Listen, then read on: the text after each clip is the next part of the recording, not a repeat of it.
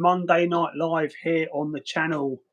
If you're joining us for the first time tonight, hi, I'm Andy, and this is my Audi TT Mark 1 channel, where on a Monday night from 7:30 we talk all things Audi TT. So hopefully you are joining on for a bit of our weekly chat. This is week 3 of our chat, so if you are looking to jump on, thanks for coming along. We tend to get quite a few people on asking various questions throughout the evening. And of course, we're back here with the Audi TT Mark 1, the Papaya Audi TT Mark 1, as you probably recognise, the channel car. I did say that we would have a different car in here this week. I was looking to get the Project TT in here. The ground is just too wet right now. We can't. Good evening, Christoph. How you doing, buddy? The ground is too wet to get the Project TT from the garden into the garage here. It's probably 20 yards away that direction, but to get the car from there to around here. Hi, Phil. How you doing, buddy? It's probably about 100 yards of manoeuvring around across the lawn. The lawn has been it's just been decimated in the last week with it's just really boggy out there. So much rainfall that we've had, so I can't get the car around here. So the options tonight were the Audi TT Mark 1 Papaya or to get the Roadster in here. Now, you know the Roadster has been having some starting problems recently.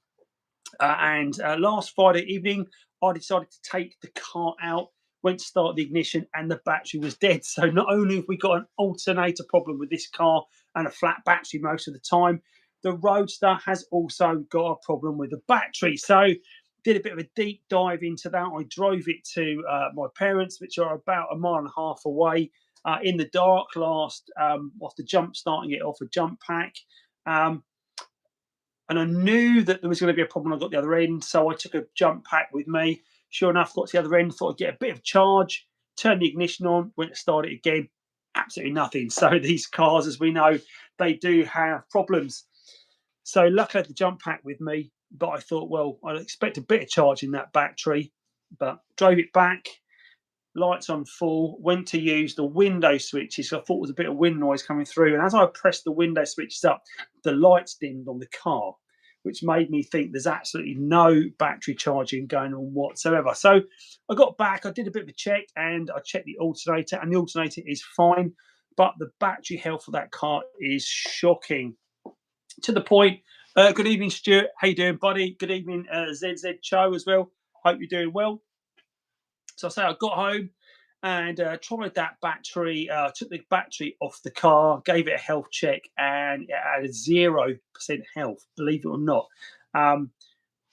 Put the battery charger on the battery, and I got no charge. I got an error on the battery charger. So I did a bit of Googling, and I thought we'd talk about that tonight because you might be in the same situation. And because the good news is I have rejuvenated that battery, and I have got it back from its 0% health up to 82% health we're at. So that's not bad. I'm not expecting to get 100%, but we got back to 82% health.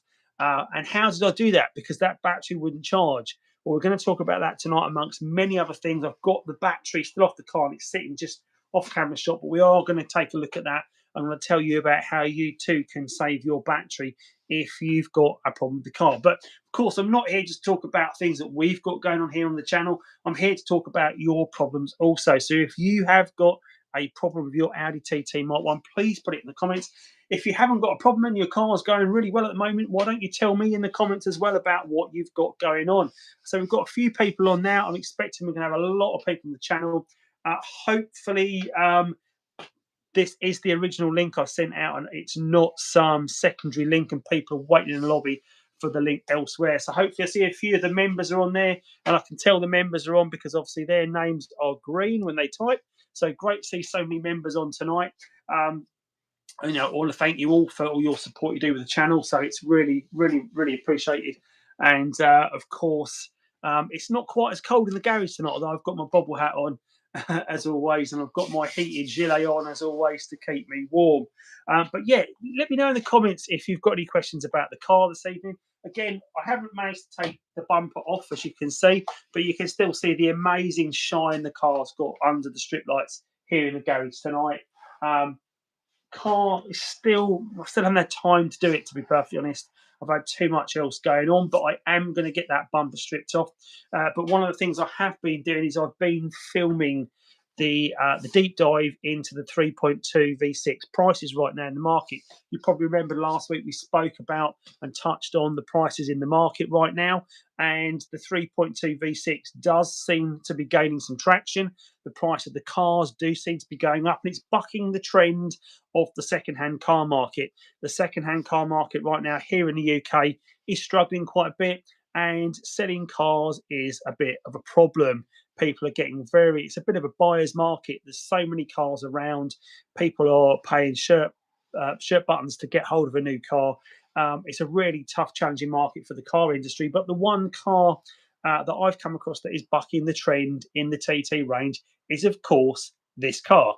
Well, not just this car, but all 3.2 V6s, because right now the prices of them do seem to be going up. And when I say they're going up, I'm looking back at cars just over a year ago when I bought this, 18 months ago, and I got this, as I said, for a good price. I got this for £5,000, and right now I've been offered twice that. So not only is this car gone up in price, but if you're looking at the more common colours with more miles, you're probably looking at the same sort of miles. And even the cheapest 3.2s available right now, when I looked on Auto Trader, they are sitting at around that £3,000 mark. So definitely seen an increase in those prices. At £3,000, it is sort of just pushing it just outside of the reach of the breakers, because we know that that seems to be where a lot of the older, more tired, high mileage cars tend to end up, because the big job that needs doing on these cars, as we know, is the chains. So replacing the timing chains on these cars is about a £2,500 job, a lot of money. So if the car is worth below that, it will get broken for parts. If it's above that, it's £3,000 plus.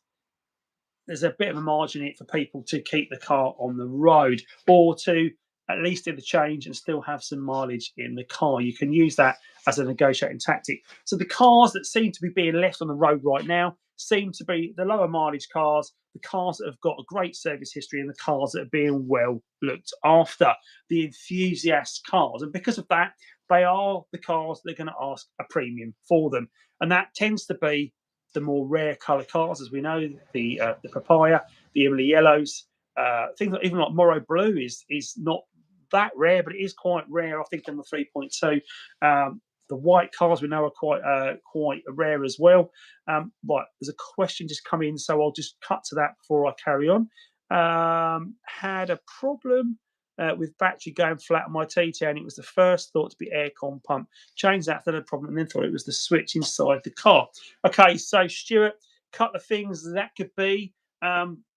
One of the things that you don't normally see that does do a drain, a parasitic drain, is the alarm on the car. So for those of you that don't know, that the alarm on these cars, I don't know if there's one on the road that the alarm still works, and that's because they're like a silent alarm going off now. The horn on it is not working, and that's positioning the horn for these cars, and the alarm side of it, I think, is on the passenger side inside the rear quarter, I think, is where it's located. And what happens is that they deteriorate with time. They don't, when the alarm goes off, they're not making a noise, but they are constantly draining power as well. So the best thing to do is disconnect that if you can, and that stops that parasitic drain. So it could be something like that. Obviously, if you've got any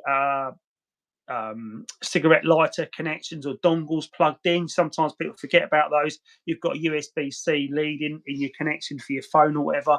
That little USB-C or that little cigarette lighter dongle for your, maybe you've got a Bluetooth connection for Bluetooth transmitter for your radio. Those sort of things do drain power from the battery if you leave them plugged in. Other electrical problems you can get, door switches can cause a problem as well.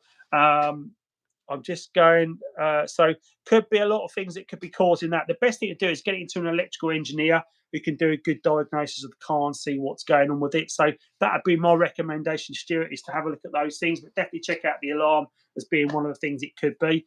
Darren B in Wales, evening, buddy. Hope you're well. Hope things are going well with you. Welsh Chapman, what's the with the price of costs? What if you can do it yourself for free labour? Yeah, yeah. I mean, that's the thing, isn't it? I mean, the cost of parts. I think you're still looking at, um, you know, about £1,000. I think for the change and the parts might be just under about £800. I think for the parts, but the labour's about between 1,500 to 2 grand on these cars. And don't forget, it's not only the chains that can cause a problem. You've also got the DSG that can cause a problem. The mechatronics unit on the DSG, because a lot of the cars are DSG, although they're not. The rare manual is not a rare manual. We'll talk about that myth, which I've covered in the video as well. But yeah, that mechatronic unit that goes on the car, you need to get that fixed. The gearbox is a whole heap of trouble on these cars when it goes wrong. So there's a lot of big ticket items that can cause your car to become uneconomical to repair. So when it does get to that stage, what do you do? Well, the breakers will all be sniffing around and offering you some, quite low ball offers to get that car, because we know the parts that are available on the 3.2 will fetch a bit of a premium compared to the 225, and those items include things such as the front bumper. That is used to be the really big ticket item, but nowadays even they're not asking so much money. So if we go back just maybe 18 months, 2 years, a bumper would set you back at least £650 for a 3.2. Now you can probably pick them up between £350 and £450. So they've almost halved in price. So why is that? Well, there's a couple of reasons. I think one, people were buying them for their 225s and their 180s to make them look like the 3.2. Good evening, Stephen. How you doing, buddy? Nice to see you on.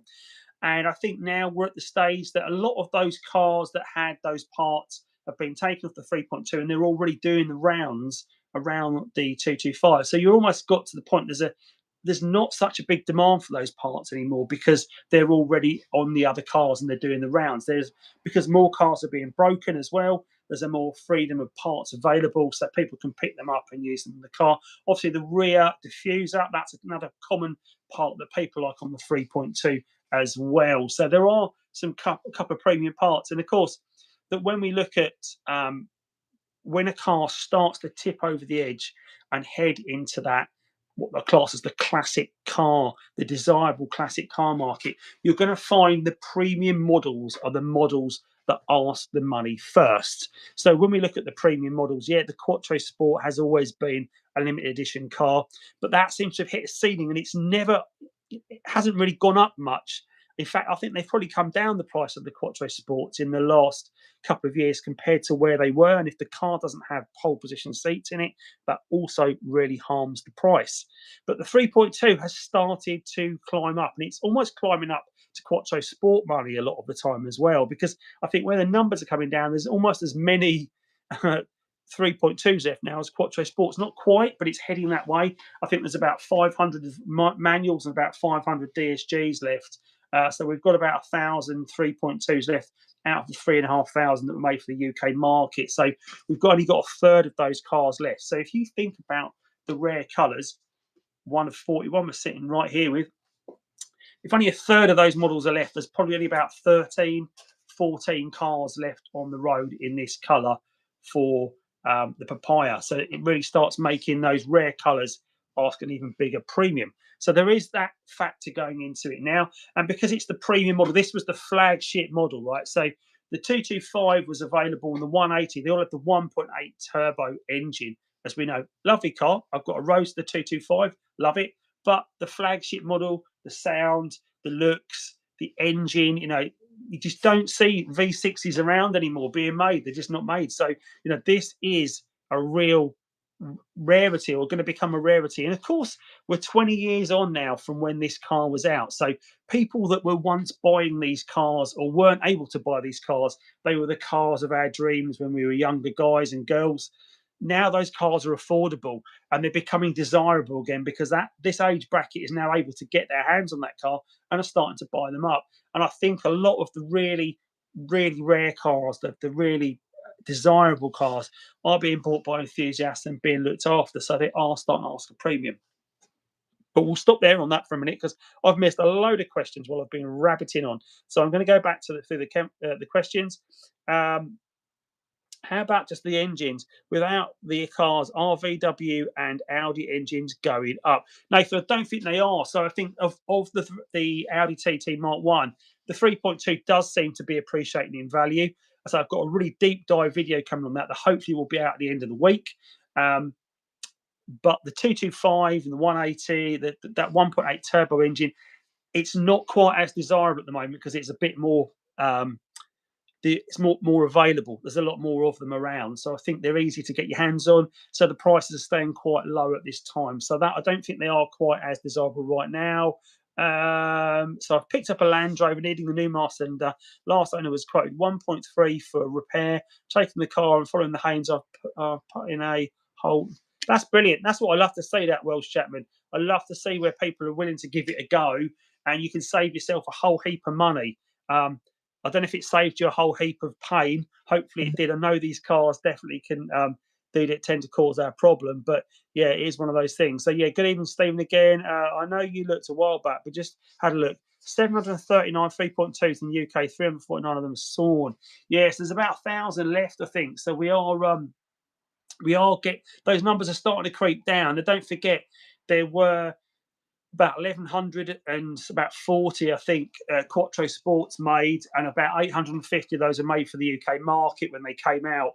And Dave, obviously, a few of those are off the road. We know we've seen a few of those go off the road quite recently. So they're probably not far off the numbers of the 3.2 now. We are getting down there.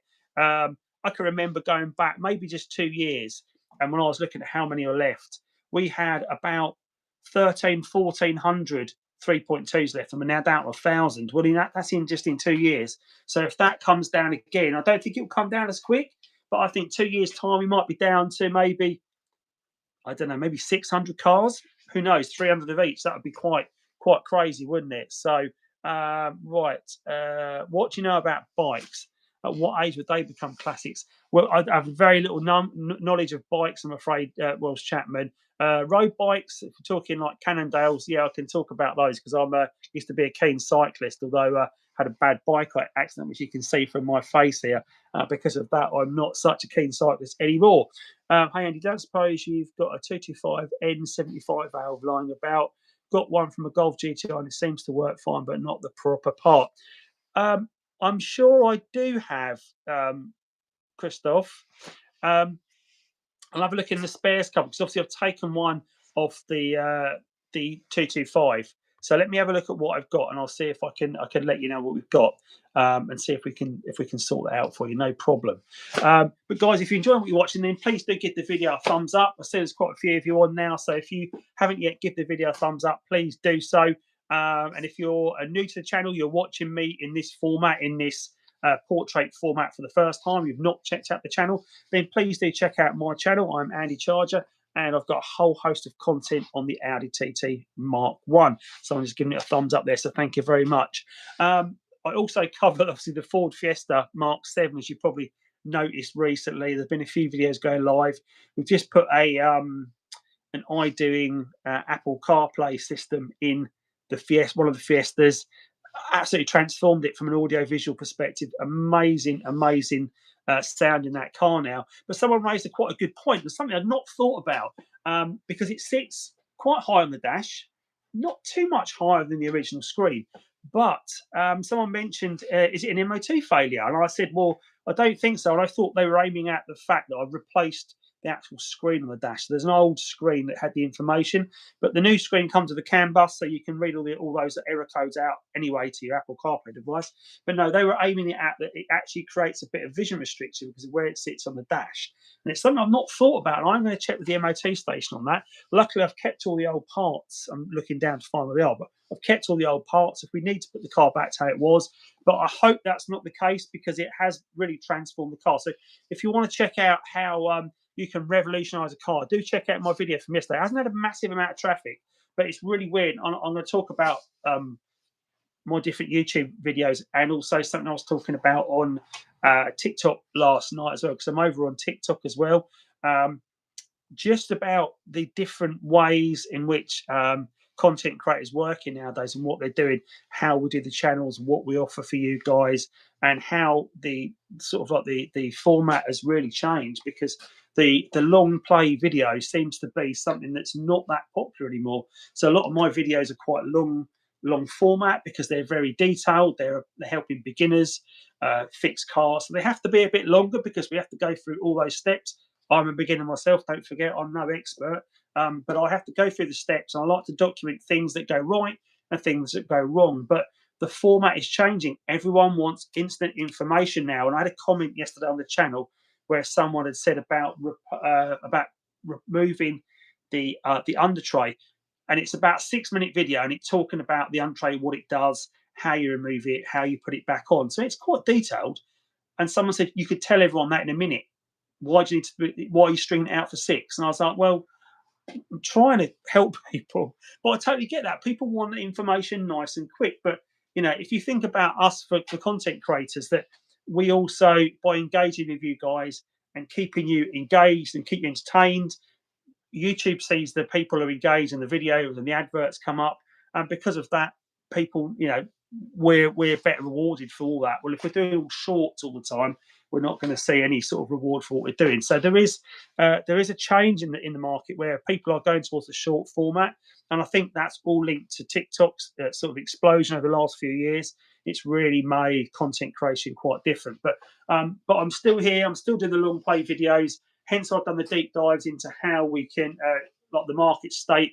The video I'm doing on the 3.2 prices right now, and about how they're starting to appreciate, it's going to be a bit of a long play video. It might be about sort of 13, 14 minutes long, but please do stick with it when it comes out, because it's definitely worth a watch, and it'll be full of information for all of you. I'm just going to take a quick look through the comments. Okay, sound is fine for me. Okay, my sound clicks every 20 to 30 seconds. Oh, sorry, guys. I wonder if that's because my microphone is, am I tapping the mics maybe? Maybe that's what I'm doing. On the topic of CarPlay, any recommendations for a single DIN option that would fit behind the radio cover? Well, that's probably a good topic of conversation, because Christoph is on here with a great green name. He's one of my members of the channel, and Christoph is just fabricating something that will allow a single DIN radio Apple CarPlay device to fit behind the TT flap. So maybe Christoph can share some updates and information behind that. I know he's doing quite a lot of work on that at the moment. What tiers do you recommend, brand, etc.?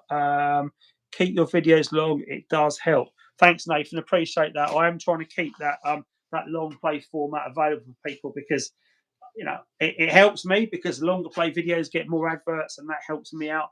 But also, it's I think the detail of my videos really does benefit a lot of you out there. So maybe the comments about you could say it all in a minute, maybe I'll just disregard that comment. Maybe it's not what the masses want.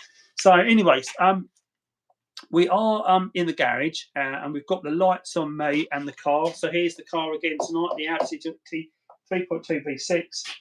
Shining away in the background. But I thought we'd do a bit of a deep dive into the battery for the 225 that I've got on the freezer top over there. And I thought what I'd do is I'd spin the light round. I'll take you over there, and I'll talk about what I've done with the battery to bring it back to life, because it was completely dead just a couple of days ago. Do you know anyone selling a decent 3.2? There's quite a few for sale at the moment, actually. There's quite a few on Auto Trader. There's a nice grey one for sale on Auto Trader at the moment. I think it's asking quite strong money, but it all depends what you want, really. If you say decent, what you're looking for. Steve Chesham has got one. Has he got his 3.2 for sale? Because I know he sold that 3.2 to Barry Rapley, didn't he? That a couple of years ago, that Morrow Blue one. I think he sold. I don't know what he's got for sale 3.2 wise at the moment. But yeah, I think he is looking. So that might be definitely check out Steve Chesham online if you can find him on the many Facebook groups. It's always worth being a member of the Facebook groups to catch up on ongoing events from the Audi TT Mark 1 world. Steve's taking deposit. Oh, really? Okay. I didn't know that, Stephen. He's selling everything. Is he selling the white car? Because if he's selling the white car, I would imagine that Mark Stanley would probably be interested in buying that. I notice he's always commenting on the groups. But yeah, guys, if you don't, if you're not members of the Facebook groups, highly recommend you get on those. Audi TT Addicts, definitely a group to be part of. It's probably the most active and busiest group on Facebook right now. There's a lot of other groups on Facebook as well, though. There's the Audi TT Mark 1 parts and sales site is also really good. Lots of like localized groups as well. In fact, there's a good way of finding out about meets that are coming up. I know you've got my meets video, so if you're interested in upcoming meets, check out. Yeah, Mark bought. Oh, did it? Okay, I didn't know that. See, everyone knows more information than I do. But hiya, Marcus, how you doing, buddy? I've not seen you for a while. I hope you're doing well. What major work have you got planned for the papaya? As bushes and rubbers are 20 years old. Yeah, funny enough, I've got. I'm going to do a complete suspension refresh on the car, and I'm tying over polybush. The thing that puts me off polybush is the ride quality afterwards. People have heard bad stories about it, but of course, I have got sitting on the floor a 3.2 V6 subframe, rear subframe. I've got a 3.2 V6 front subframe hanging on the wall, already refurbished, ready to go. This one on the ground here hasn't been refurbished yet.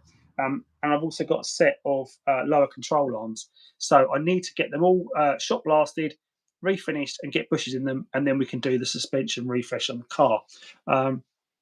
So it's something we've got planned coming up, Marcus. Definitely something coming up. Hope you're well. I've not seen you for a while. I think the last time I saw you was at the event in what's it called? In Winchett Hill. Can't remember the name of it now. Lower Ladies End Farms one. Hub Classics. That's the one. I hope you're well, though.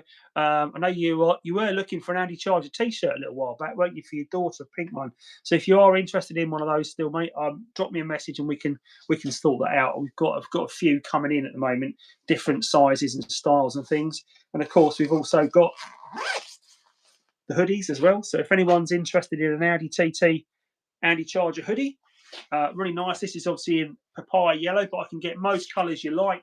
So if you're interested in a hoodie, drop me a message at the channel and we can definitely sort that out. We've got t-shirts, hoodies, you name it. We do all sorts of things, but lots of things going on. But yeah, let's have a look at this 1.8T battery that we've got on the worktop, and we can talk about how I brought that back to life. So just going to back you up a little bit. So I'm going to take you with me. I'm going to spin one of the soft boxes round so we can get some good light on this. So if I back you up like that, to start with, and I'll get one of the soft boxes. So this is how the light in the garage, hey, it comes out nice and clear. This is one of the soft boxes. So it helps me to brighten up and give you that effect that you want on the... So if we put this down there, so you're not going to get me on camera probably for this next bit, but we can talk about, well, you might do, because I might better get down here and talk about it. So what we've got here, this is a battery of a 1.8 turbo. It's off the Roadster, and it was really, really struggling. It had no charge in it, couldn't charge it up, plugged it into the battery charger, and it was telling me, this is it here. So it's a topped-on battery charger. I've had it for about 2 years. Never lets me down. Great battery charger. In fact, all the top-on products are spot on, to be honest. And when I plugged it in, it told me can't charge it. And this battery charger, if I can show you, I don't know if you can see the screen of that. Maybe not. It's currently on 12-volt norm along here. And if I change that to 12-volt, I'm going to flick through the options. So if we flick to 12-volt repair, and then what I can do, I double click that, and that will actually start a repair process where it pulses the battery to repair the battery. When I tried that, even that wouldn't save the battery. So I did a bit of Googling, and there's another setting on this battery charger, which is called 12-volt SUP, which is obviously 12-volt supply. And it did say if you plug it in just on the 12-volt supply, so what that's doing is just running 12 volts off the mains into the battery. It can almost like start the process of regenerating the power and regenerating the ability to charge the battery. And then once you've got it going a little bit, you can stick it in repair mode. It brings it back to life. I was a little bit dubious if that would do the job. But I did. I stuck it in. I put it on charge for about an hour, or not on charge, but on supply for about an hour. Then flicked it to the 12-volt repair, and it brought it back to life. And when I did a bit of Googling, it did say if your battery's below about 6 to 8 volts, you will find that the battery charger won't be able to charge them. It can't recognise it. So by doing that, it got enough voltage back into the battery that it was able to start charging itself. So it did bring it back to life. So when it got down, when I put it on charge, it had about 1.2 volts originally, so had no volts whatsoever. So I did that. So I put it in repair mode and did it for about 6 hours, and then I turned it from there onto the actual 12-volt charging, and we got it back. Now, when I did a test of it which on the battery charger, we'll talk about that on the battery tester rather, because I've got a couple of those here, and I'm going to show you these as well. So this is I've got this on my TikTok shop at the moment actually, but this is a King Bollen battery charger, and they're about £22. I've had this for about 2 years, and it's never let me down. It's obviously not powered because it's not powered because it takes the power off the battery. But you basically attach to the battery, and it can tell you the health of the battery. So when I tried the health of the battery, it had 0 health. Right, couldn't even read it. But now, if I take the battery off the charger, and if I add this on, so I put the crocodile clips on the positive like that, crocodile clip on the negative like this, brings the little battery sense to life. There you go. Hopefully you can see that. So I'm going to do a quick check, do OK, and I can choose 12 volt. It's got a 6 volt and a 12 volt option, so you can do all your car batteries. Then I put it into quick test, and that should give us a health update. So let's have a look. What are we at? So it's a 60 amp battery as well, amp hour battery. So you can change that up and down. Once you're ready, hit OK, and you can see now it's got 77% battery health, right? So that's still not, it's not like a brand new battery, but we've gone from having no battery health to 77% battery. So that's going to be okay. That's going to get our battery out of stuck and usable now, and we can use it back on the car. We haven't got to worry about it going flat every night, or not even running the car at all. So I'm quite happy with that we've got a health of that. So this is a really good little gadget, because no, it's not charging the battery, but it is telling you what the health is. So if your battery is really bad, even when it's fully charged, I mean, this battery is now fully charged and the health is 77%. So if you had a battery and you fully charged it and the battery health was, say, 20%, it hasn't got a lot of holding capacity. Now, it does say, because these are a regular flooded battery, okay? So what can tend to happen is you can end up with a dry cell. And you can probably notice in the top of this battery, you've got these little plugs, okay, right here. Now, you're not meant to take them apart, but you can do. So you can pop these little plugs off with like a special tool that you can undo these, and just look inside and make sure that the metal plate inside, the charging plates, are covered with distilled water. So you can look inside. If any of them are visible outside the water, then that means that you've got a dry cell. So all you need to do then is get a bottle of distilled water and just top up these holes with a little a funnel. That's the word I'm looking for. With your funnel, fill them all up, and then you'll be in a good place, and your battery should be back in health. This didn't have any dry cells, luckily, but that can be a problem if your battery won't charge. So before you go out and buy a new battery, do definitely check in case they have dried out and it's got a dry cell. Top your battery up, get your little funnel in there, top them up. But when you do so, don't forget we are dealing with acid here. And obviously with that, the reaction, I think it turns it into hydrochloric acid, I think is what it is. Is it hydrochloric acid or sulfuric? I think it's hydrochloric because of the reaction that goes on. Because you're basically boiling up that water through the electromagnetic reaction with the plate. So by doing so, that is quite corrosive. So make sure you're wearing PPE. So have a mask on, have gloves on. Good to see you, Darren. Thanks, buddy. Thanks for checking it out. Look after yourself, and I'll speak to you soon, mate. Take care. But yeah, so that's how I repaired the battery. Really happy with that. Now I've got a couple of other gadgets as well. So I've got, this is another top-down battery tester. So what we can do, we can just verify the output from that King Bollen. So this is £22, right? The top-done one is £50. It's a bit more money, but it does feel a lot more robust because the crocodile clips are a lot stronger. And this also does up to 24 volts, this one. So this will do your truck battery. So if you've got a garage and you need to test batteries, so we're going to do a little battery test on this one now as well. And hopefully this will verify that 77% battery health. So make sure it's not telling us lies.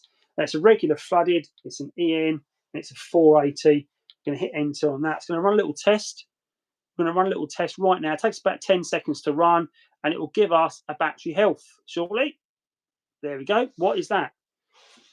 78%. So there you go. So we can verify that, all bar the shouting, that the King Bollen and the Top Don are actually corroborating each other, and we have got a 78% healthy battery. So that's really good. So we'll get that back on the car, and that will mean that the car can be usable for the rest of the week. And so even though I'm off tomorrow to Eastleigh, the wife's got a way of getting around for the next week. So yeah, all good. So we've got that done. So we'll get that back on the car. So that saved me going out and buying a new battery for the Audi TT Mark 1. So I'm going to put you back into position now over here. So hopefully it's going to put that back up, spin the softbox round so I get some more light on me. And then I can look at the comments, guys. I'm sure I've missed things while I've been rabbiting on about battery. So what have I missed? Let's have a little look. I'm about to do the infamous Audi TT fuel pump change on my Mark 1 MR Bow 4576. It's a messy job, that one. It is a messy job, but it's easy to do. What I would recommend, just catching up on that, just going back on these comments. Sorry, guys, for missing out. Is when you do that fuel pump change, Mr. Bow, get yourself a chisel and a hammer, and obviously get it against the fuel pump that's got a collar around it, big plastic collar with notches in it the whole way around that secure it under the back seat. So get a chisel, get a hammer, and just give it a tap all the way around and get those notches to move round. Obviously, it turns anti-clockwise, because no matter how strong you are, you're not going to have the strength to undo that until you've loosened that off. Because don't forget, not only is it done up tight, it's done up with like a rubber gasket under it that takes that tension as well. So once you've got that undone, it does spin off. Then you've got to get the pump out of the hole. It can be messy. There is fuel in there, obviously. So make sure you're wearing old clothes, and you will end up smelling like a petrol station. But it's definitely worth doing. It's a nice, easy fix you can do at home if your fuel pump has failed. Had mine on a Noco Genius 5 for about a year now. Started first time. Yeah, that's having them on a trickle charger is the way forward. Keep battery, get rid of Audi. What's your wrongs? Okay. Can I not keep both? Because obviously I need a battery in my Audi. So there's no point keeping a battery without the Audi. But again, this one is also, we know it's definitely got a problem with the battery and also with the alternator. The alternator in this one is definitely causing us problems. And we do need to make sure that we are swapping it out. So hence why it's in here. Now, from last week, you probably remember it was up already on axle stands. It still is on axle stands this week. I've not had a chance to take it apart, but that will be next weekend's job. So what are you guys up to? There is a show next weekend at Podium Place down in Newbury. So if you're close to Newbury, next Saturday morning, there is a breakfast meet at Podium Place. Lots of Mark 1s are going to be there, Mark 2s and Mark 3s. So if you're interested in meeting up with other Audi TT owners, definitely get yourself down to Podium Place. What have you got going on with the cars at the moment, guys?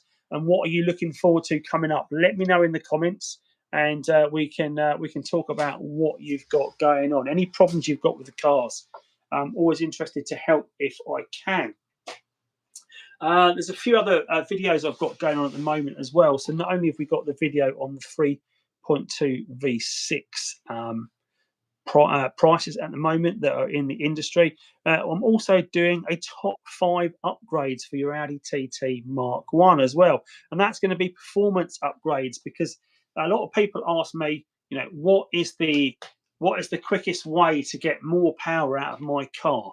What is the quickest upgrade I can do to get more performance? So I'm going to do a video on performance upgrades and also on comfort upgrades, we'll call them as well.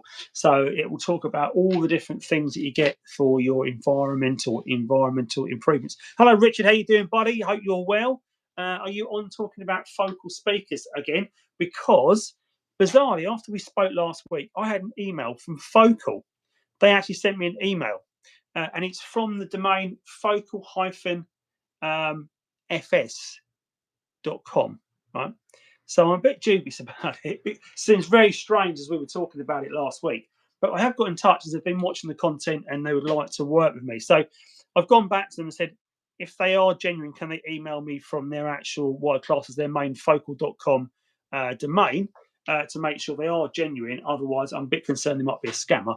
But if they are and they want to work with me, then I'm more than happy to do an installation guide and usage of focal products in the TT. So I'm looking forward to hearing back from them, and hopefully we can move that forward, because that would be a really good upgrade for the car. YouTube sent me some random stuff today. I got sent a wash bag and a YouTube towel and a YouTube sleeping mask, all branded in a YouTube cardboard box. Random. I don't know where it's. Well, I know where it's come from. I don't know why. It's a bit of a strange one, but random things you get sent. Should the fuel pump energize prime every time you turn the key? No. On the first time you do it, Roger, yes, it will. Because basically, what it's doing, if you think about it, is it needs the pressure. It needs pressure in the system. It needs to prime the system. So if you've got imagine you've got an end to the pipe, right? Pressurize it so the pump is pressurizing the fuel, and once it's there and the pressure is in the pump and it's primed, ready to go, doesn't need to reprime. So when you turn your ignition off, turn it back on, it can tell there's pressure in it and it won't reprime. So it'll only do it the first time. Now, of course, if you ran the engine and you remove that pressure out of it and you sat for 10, 20 minutes and then you turn the ignition again, it would try and repressurize and reprime. But yeah, it doesn't try and repressurize and prime every time. Does your driver's window drop? Often the door locks fail and that primes the. Oh, you're talking. Okay, yeah. The driver's window drop. I'm not sure if it's linked to that though, Phil. Is it? I think it's just one of the things it can do. I don't think it's a case of, because we often have failures with those windows not dropping, but the fuel pump's still fine. So I don't think they are symptoms of each other. I might be wrong, but I don't think they are. It's not like if one thing doesn't work, then your stuff. I hope that helps. Okay, cheers, Roger. That does make sense. Yeah, cool. Yeah, Stephen. Yeah, focal. That'd be great. Yeah, and Richard. Yeah, it'd be brilliant if it's yeah, if we can do a little install guide, then that'd be great. If you could probably help me with that, because I know you're the expert, so maybe we could do a little duet video on that. Lee Wilson, Wilkinson, sorry, Audi TT Mark II Roadster. Nice. What version is it? Is it TTS or just a TT? What version have you got on that Mark II? Good to see Mark II people on here tonight, and also some Mark III people as well contributing. So it's good to know that the Audi TT and it's an Audi TT Mark I channel, that I'm still reaching everyone in the community, which is great to see. And yeah, if you are enjoying the content tonight, please do give it a thumbs up, guys, because it's we've got 15 likes at the moment. So if you want to give this feed a little thumbs up, so I know people are enjoying it. And feel free to share it amongst other people. So if you've got other people that you think might be enjoying the content, definitely share it out. Let's get a few more people on. Almost guarantee it's the seal on the spoiler plinth there. Yeah. I mean, Richard knows all about Mark II boats, don't you, Richard? And cutting holes in them. TFSI 75,000 miles and still going. I think strong. I'm sure. Good. Need help on message before. Oh, okay. I'll have a little look back. I have a leak in the boot. Sorry, I missed that one. Battery's water inside and boot lid is collecting water and condensation. Yeah. Okay. Yeah, I don't think it tends to be blocked drains, does it, on the Mark IIs? I think they just it tends to be more like failed boot seals, so that they tend to let water in. I think it's the problem on the Mark IIs. The problem on the Mark I's is the back window goes, as we know, water goes through the back window and straight through the parcel shelf into the recess where the CCM sits, which is the comfort control module. And okay, it's the spoil. Right. Oh, okay. I thought it was the actual boot seal that was causing the problem. And that, obviously, the Mark One, it can cause major problems. People often point at the roof drains being blocked or failed, but I'd say more along the lines it tends to be the window has failed, because it doesn't matter how good your roof drains are if your windows fail, because the water goes straight through the window, straight into the parcel shelf. It's not going to. There's nothing to drain it away. It's straight into that parcel shelf, straight into the CCM void, and you're in a whole host of trouble there. But can you do an in-depth video on replacing rear control arms and the different types of adjustable or ones, and what the difference are styles and makes, and if you need to change all four benefits and negatives? Yeah, it's one of those things, Stuart, is that until I've done the job myself, it's very difficult covering it off as a topic, because if I haven't done it, I don't really know the details of it. I wouldn't want to put adjustables on my car. Obviously, the reason you want to put adjustables on your car is normally if you are lowering the car and you need to adjust the stance of the car, because obviously as you lower the car, the camber of the car can change as well. So you need to make sure that you jack the wheels out, or if you put in space and that sort of thing, you need to make sure that the wheels are balanced out correctly. So you have adjustable bars normally to take into consideration lowering of the car. Now, the good thing about that is, the good thing about doing that is you are going to maintain a decent camber. You're not going to chew through tyres. The bad thing about having adjustable arms is, well, firstly, they're adjustable. So if they are set, do they stay set? Secondly, I don't think adjustables tend to be as robust and reliable as maybe the original parts. Might be wrong there. I know the original ones do tend to fail on those like little horseshoe bits at the end that go in on the control arm. But of course, one of the other negatives of having adjustable arms and putting them on there, if you're lowering the car, is obviously you're going to have better handling, but you might not have such a comfortable ride as well. So interesting that people tend to go with adjustable arms if they have to for lowering, but they don't tend to go to adjustable arms just for everyday driving. Is probably the best way to describe it. So unless you're lowering the car, I don't know why you go adjustable. Probably is my thoughts. Might be wrong though. What is that? I had a Mark 1 for 12 years also. On this day, cannot find a video on how to drop a fuel tank and to reach a fuel leak. Mine had four-wheel drive with axle. Yeah, so the four-wheel, the fuel tank on the Quattro obviously sits either side of the prop shaft, and then you have a fuel pump, and also you have the sender as well that sort of links the two together on the Quattro. Different on the two-wheel drive version. I'd imagine to do that, you're going to need to drop the prop shaft to get the fuel tank out. Again, these are all big jobs. These are jobs, again, if I haven't come across it because I've had to fix it myself, it's not something I'm going to start doing unless I need to. Now, one of the things I could do is, obviously I've got the breaker TT here, so we could bring that round and start looking underneath the car and doing a few jobs. I do need to get the is it the diff hanger, G-Class Avs, or the Haldex hanger off the subframe on the breaker, because the subframe I've got here to go on the 3.2 subframe, it doesn't have that hanger. I don't know if I'm hoping the 225 hanger is the same. Might be wrong. Hopefully it is. I think that part might be the same on the 225 and the 3.2, but we shall find out. But yeah, so guys, I hope you're enjoying what you're watching. Again, if you are enjoying it, give it a little thumbs up so I know you're enjoying it. And any comments you've got, any questions you've got, chuck it in the chat and we'll see if we can help. I don't know if you guys have seen, so it's good to see Bryn back on as well. So those of you that have followed Bryn, I'm sure many of you followed Bryn. So he seems to have come back with some content this last week, which is great. He's been really busy, as we know, and he's talking in his videos this week about he's got a completely bone stock 225 on 220,000 miles, and he wants to get that to 225. I think he said. So the next 5,000 miles out of it. So he's got his work cut out, I think. I see him doing a smoke test on it earlier on. So guys, if you've not checked out Bryn's channel and some of the videos he's got coming up, they should be quite interesting to follow. Very knowledgeable guy. So anything you want to know about the TT, he's your man to talk to. Hopefully I'm bringing a bit of a different flavour to things. I'm covering a few other things around the TT scene that are probably helping people out, talking about what's going on with the car, the design history, talking about how the market's looking. Obviously, we've talked about that already this evening. I'm talking about the 3.2s there in particular, talking about is now the right time to buy an Audi TT Mark 1. I think it is, because they're cheap as chips. I've talked about driving roadsters in the winter. And interestingly, if you go on to Auto Trader right now, looking at the 3.2s that are available, the majority of cars that are available at the cheaper end are the roadsters. Now, all that power is on a Roadster, because the Roadster's a little bit wallowy. I've got both, so I can sort of comment on it. The Roadster definitely a little bit wallowy.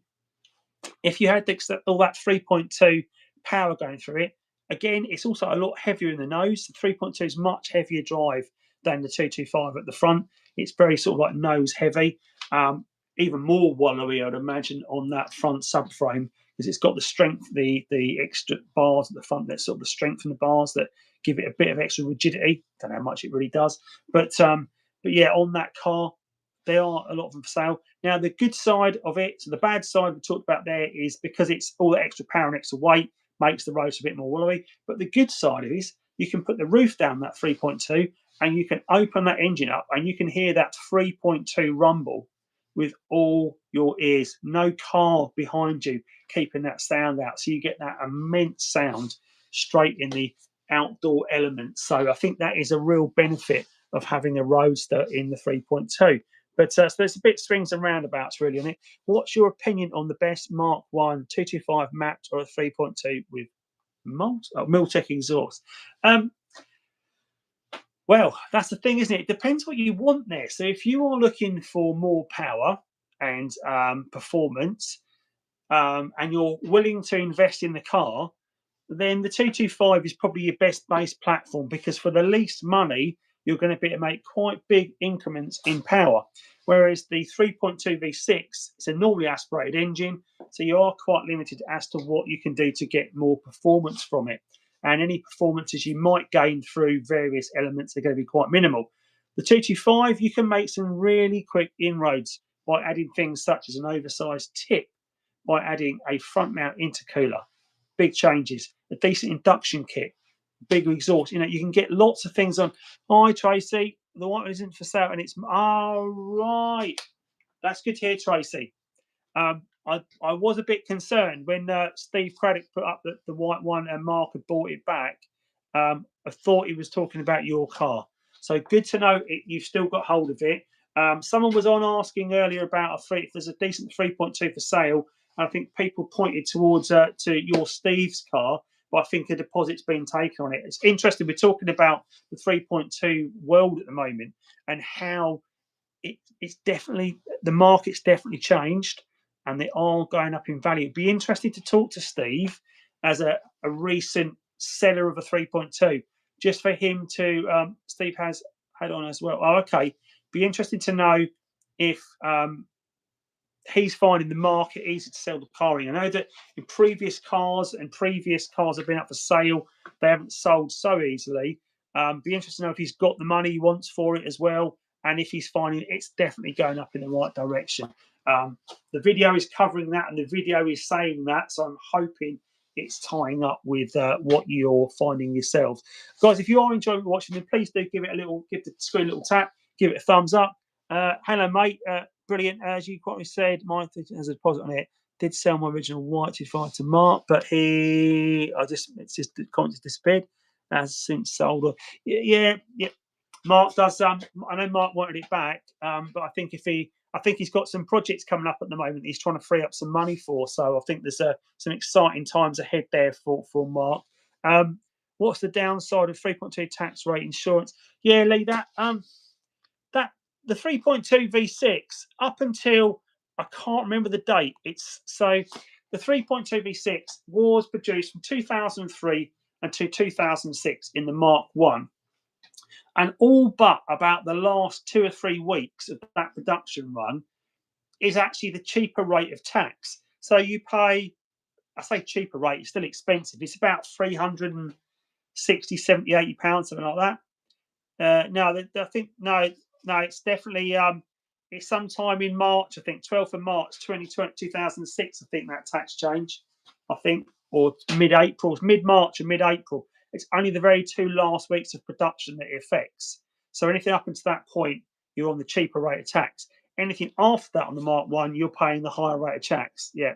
Depends on your age. My 3.2 is under £200. So to ensure fully comp. Yeah, that's exactly it. So mine's about the same. So my 3.2 is quite cheap. However, I'm going to change that because, yeah, that's it, mid-run of the QS. Yeah, that's right. Yeah, so the 3.2 is about mid-March, I think, 2006. Because of this particular car, yes, you can get insurance for it for a couple £100. However, they will value your 3.2 at market value. So if you have a crash, someone writes your car off, and you have got a potential 10 grand's worth of car, the insurance company are going to go and look at the market value, and they're going to say a 3.2 V6 on that age is worth £1,500. So we'll give you £1,500 for it when the car's worth that. So instead, what you can do is you can do an assured value policy. So you can go to a lot of these insurers, and you can basically say that. I thought you saw Tracy's white Coupe. Jacob's mate. That's the one Mark wants back. Oh right, and a different white one. Right. Okay. Good. That's good to know. Yeah. So an assured value or an agreed value insurance policy is the way you want to go if you've got a 3.2 V6 in a rare colour with low mileage. Because what you can do, you can have that independently assessed, and you can agree a value. So you could say, my car's worth £10,000. The assessor will come out and they'll say, yeah, we've looked over your car and we agree, we think it's worth £8,000, let's say. And you can say, okay, I'll take £8,000, but I won't take £1,500.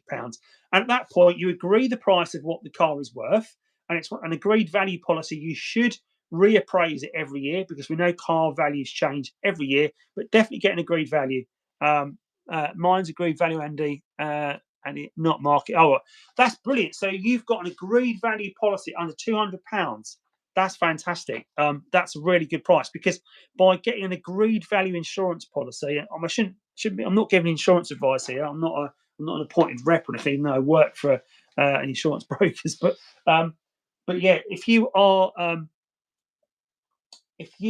doing an agreed value policy on your car, or you're thinking about doing it, you are likely to pay a little bit more money on the whole.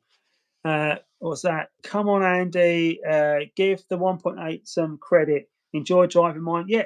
Hey, I've got nothing against any of the TTs. Don't get me wrong, Richard. The 1.8 at the 180s, the 150s, even, the 225s, the Quattro Sports. I've got no offence. I own a 225. I mean, there we go. So I've got no offence to any of these cars. But the fact is, those cars, the 1.8T cars, they're not going up in value. They're not increasing. And the reason for that is, one of the main reasons is the number that are available in the market right now. They were produced on much bigger quantities than the 3.2. Because of that, they're more scarce, the 3.2. And because the 3.2 really is the flagship model. Because although the Quattro Sport was a limited edition, still the 1.8T engine, yes, it is limited edition numbers, and it's always asked a premium of money, but it hasn't really gone up in value, market value, recently. The 3.2, on the other hand, definitely has. So the video will cover all of that information off. So definitely check out the video when it comes out next weekend, which is going to be all about how the 3.2 has increased in value, and why right now is the time to pick one up, because get it in there before they start going up. Because if you don't pick them up soon, you might be left crying into your milk, because I can see these cars are only going to go north. And one of the points I make in the video is, with an appreciating classic, once it tips over the point where it starts to go up, they never come back down again. They never come back down. So that's something to appreciate. So if you think about other classics that have the E46, the Porsche Boxster, early Porsche Boxsters, the good examples, they're starting also to go up now, because they're all hitting that sort of age together, along with the Audi TT Mark 1. And they're cars that were asking a premium when they were originally released. And those of us that were younger then, we couldn't afford those cars. We could just have to admire them from afar. But now we're a bit older. The cars have come back to an affordable point. We're looking to, a bit of nostalgia, let's say, that we are picking up those cars now. And that, as we've done, I'm sitting right here with this beautiful example, as we know. And because of that, people are going to start looking for those cars and thinking, oh, I want one of those. People will have a bit more disposable income because they're a bit older. And because of that, they will pick up those cars and want to keep them and garage them and cherish them. So the thing is, these cars aren't being made anymore. So they're never going to go up in numbers. They're only going to go down. And every week we see cars being broken for parts, particularly the 3.2. In fact, it's quite interesting that a lot of the breakers that I'm on good terms with and know personally, they're good friends of mine. I noticed that they tend to ask on Facebook if anyone's got a 3.2 that they want to sell for breaking for parts. So that's telling me that even the breakers aren't able to get hold of those cars as easily and as frequently as they maybe once did just a few months ago. Whereas now that those cars that we once saw as 10 a penny, they're around everywhere. Everyone's got one. Now they are significantly less in numbers. These cars have always been low, as we know. There was only 41 made for the UK market, although we do see a few sneaky ones coming over from Japan in this colour. So there's definitely a few Japanese imports in the papaya. Marcus has said, I think there's a ceiling on the TT at the moment, and the QS has hit it. Maybe when they are 25 years plus, price will go. Yeah, I think the thing is, Marcus, on the Quattro Sport, they've always asked a premium. They've always asked a premium in price. They haven't made a jump. Whereas the 3.2, it got to its absolute base level, I think, and it has now started to creep up. And again, they're not getting any more on the road. There's less and less of them all the time. And once that tipping point's hit and they do start to climb in value, they won't go back down again. So there is that to figure. I might be wrong. What do people think? This is a discussion point. This is what I want to hear from you guys. If you agree with me, I mean, tonight's video has been a lot about the price of the 3.2, isn't it? And of course the battery fix that I've done as well, and of course talking about events that we've got coming up. But what do you think? Do you think the 3.2 is on the climb? I think you're right. It's 5 years away unless it's very low mark. Yeah, concourse. Yeah. I think it's just tipped over this year, Richard. I think we're just on the climb now. 5 years from now, I would like to sit down and have a beer with a few of you owners that I've known for a long time. Richard, you're a great person to like to chat to. You've got a lot of knowledge about it. Steve Chesham, Steve Craddock, Marcus as well. Those of you that I've known for a long time, that we've owned our cars for some time on the scene, I'd like to sit down in 5 years with you and make a video. So put a note in your diary now for 2031. And let's talk about looking back at this video and looking at where the prices were. And I'm going to take some screenshots of prices of cars right now on Auto Trader. Let's get together. Maybe we'll have a bit of a dinner at my house and we'll do an open camera night and we'll talk to the camera and we'll talk about price. I think that'd be a really, really good, interesting video to see how the price has changed over 5 years. So don't sell your cars, guys, because that's something to come up. Also, they will increase in value, but we'll have these cars because they are iconic. Yeah, the iconic looks of the car.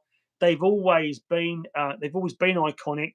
A cover in the video coming up actually that this design is so classic. This Bauhaus design principle and looks is so iconic and classic that many of the big design studios and teaching centres around the world that teach car design, they actually use this model as a basis for their teaching methods and models, talking about how iconic it is and how it's like today. If you look at it now, there's no, form equals function with Bauhaus design. Okay, so there's not lots of silly little grills all over it with fake vents and stuff. Yeah, you've got the grill at the front, but it serves a purpose. It lets air into the engine to cool the engine down.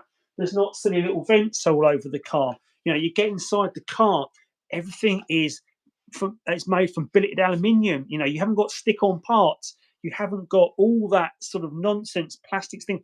It hasn't aged. The interior has weathered really well, and it was made to look like aircraft aviation sort of form and function as well, to replicate that sort of like 1930s look as well. What we got going on there? There's loads of comments coming in.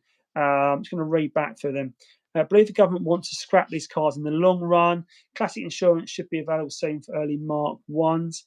Yeah, I don't know if the rules have changed over that actually, so I'm not sure we're going to ever benefit from that. My Quattro Sport isn't going anywhere. Not too sure about the Imola 225 Roadster. Should I keep or sell? Do you know what? If I had space in my garage, I'd have that Imola Roadster. I would, because I love that car. I think it always looks immense. The other key issue is going to be parts in the future. Yeah, absolutely right. That is going to become a thing. I think a lot of the parts that are going to become hard to come by, which there already are becoming hard to come by, people need to stockpile parts right now. Hence why I've got these subframes and control arms sitting here. Bolts are another great part to get hold of as well. So a lot of the stretch bolts are really hard to get hold of. You go on a few websites and they've got like 3 left and things like that. And I keep thinking, I want to buy all those bolts up because I might need them in the future. So it's key to get hold of them. My car was keyed recently. Oh yeah, gutting. Shots have viewed it and will cover it if I want. We had a good chat. He said the 3.2 is tipped to rise because of Bauhaus concept plus it being the V6. Yeah. The thing is, the Bauhaus concept is common throughout the range, so it's not particularly bespoke to the 3.2 V6. The Bauhaus design principle was across the whole range, but he is right that the prices are definitely going up right now, and they are going to continue to rise. So I can't see that changing whatsoever. I think you just talk yourself out of buying. I think you just talk yourself into buying it. Yeah. I didn't know. I haven't got the space for it, Stephen, right now. I do. I've got a few things coming up this year that I want to do. I want to convert my garage. I'll give you a little bit. Shall I give you a little behind the scenes tour of Andycharger's studio? This is how messy my garage is, right? So look at all of that down there. So it's a quadruple garage in length, right? So my garage has got the room for 4 cars in it.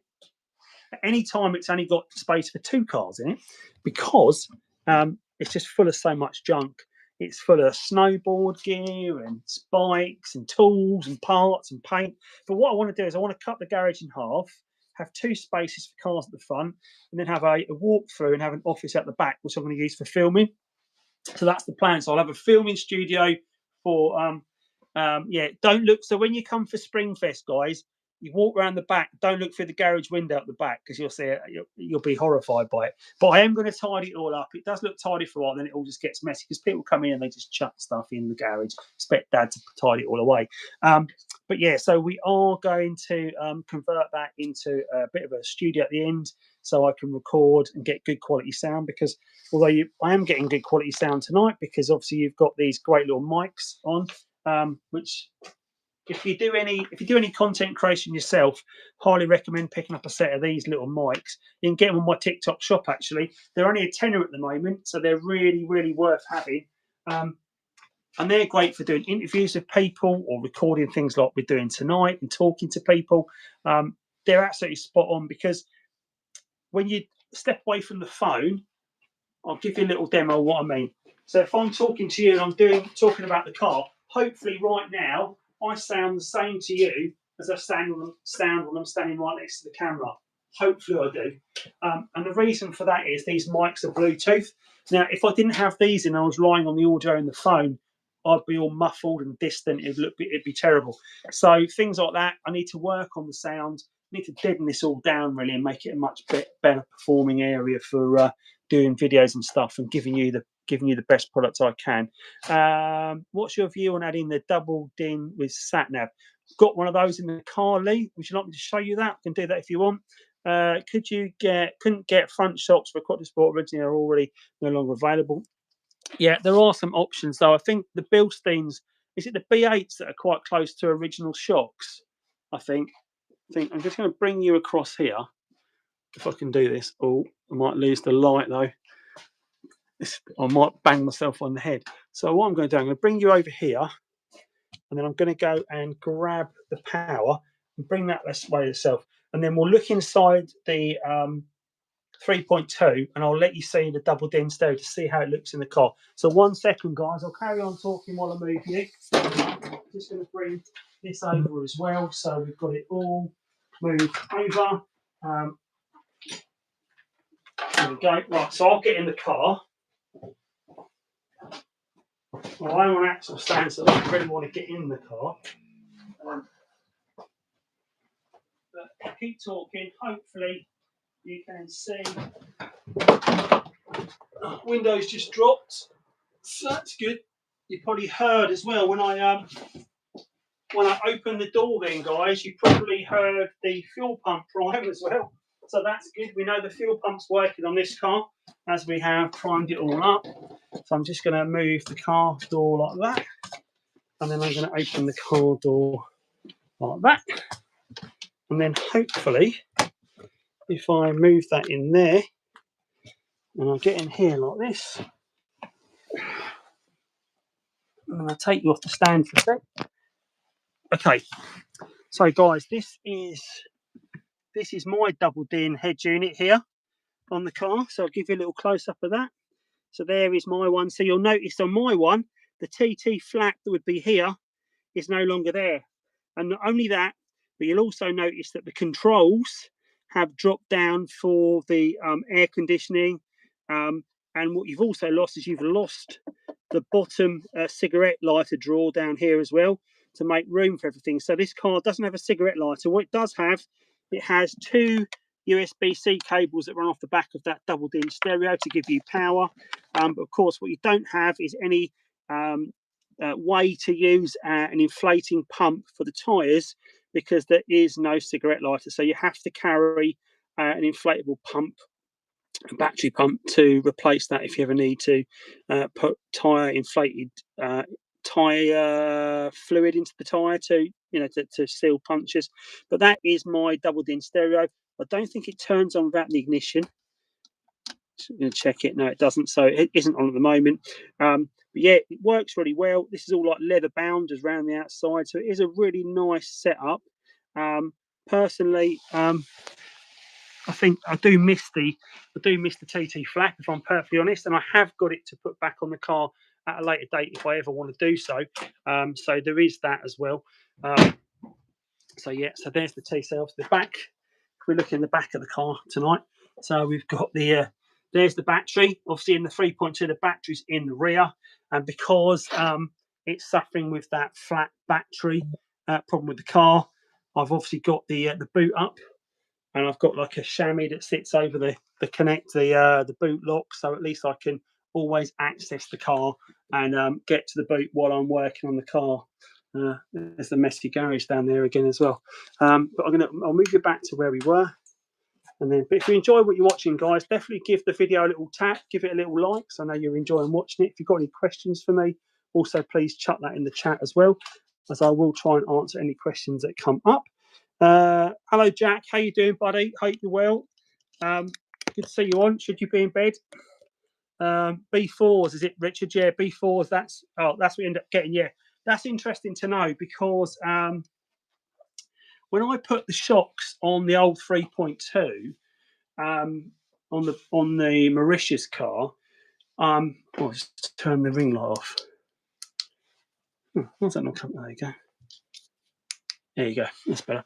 Yeah, so when I put the shocks on the old Mauritius Blue 3.2, I bought a set of Monroes, because Monroes came off, or what was left of the Monroes came off, because as you can imagine, these cars where the wheel arches, they're just the salt and the rubbish off the road is just eating away at the metal, and they looked like a couple of ghosts when I took them off, because they had all these like tails hanging around the shock. The shock just sat down, compressed, it didn't pop back up. It was all rusty and rotted away, but it had the Monroe badge on it. So I ordered a set of Monroe shocks to replace it. But when they came, they were the Monroe shocks for the 225. And while they fitted, they didn't quite have the rebound ability of the extra weight for the 3.2. So they weren't great. They were okay, but they weren't as good as they could have been. So those B4s, I think they are. I'm right in saying they fit both the 225 and the 3.2, but I might be wrong. So the Quattro Sport and the 3.2, I think they do both. Do you have any issue with daylight on the screen? No, that the angle of the screen and where it's positioned, I don't really have a problem with it, because it is quite a dark, dim cockpit anyway. I don't know if you know the design history of the car, but when the initial concept car was built, it had no rear quarter windows in the car. That was all solid finish. and it was so dark on the cabin that they added those rear quarter windows. That's one of the only changes they made to the concept car to get more light into that cabin, but it's still quite a dark cabin. So I have no issue seeing that screen. I never have like a glare where I can't see it. It's quite low down. It's quite dark where it is. Works perfectly well. The angle of it as well works really well. It's not tilted up so it can get any glint off the sun. There's a different setup suspension to the 225, so the Monroes don't work with it. Oh, okay, that's interesting. My front's a bit terrible. It seemed to work okay. Took them off. And they didn't rebound at all. No, that's the trouble, isn't it? It's not until you start taking things apart you realise how bad things are. But it is what it is, and we've got, the car is in one piece at least, Richard, and you've done a lot of work to get it to where it needs to be, which is great. So we've got 30 people at the moment, which is great. So if you guys, if you're enjoying it, definitely give this video a thumbs up.